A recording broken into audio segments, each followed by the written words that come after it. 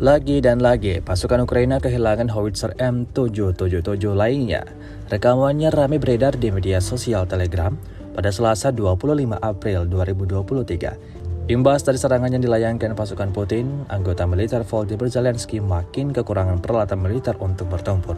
UAV Lancet yang dioperasikan pasukan Putin meledakkan howitzer M777 Ukraina secara brutal.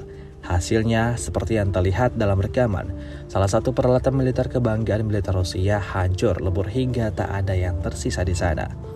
Beredarnya video ini menuai beragam respon dari warganet.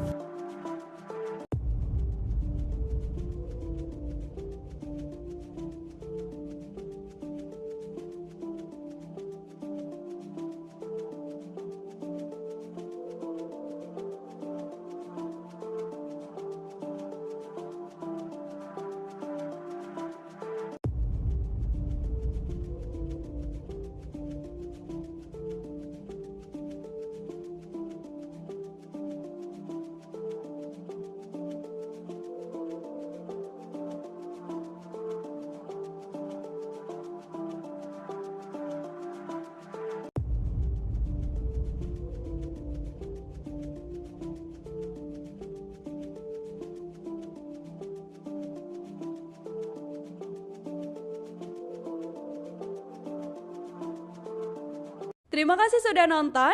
Jangan lupa like, subscribe, dan share ya.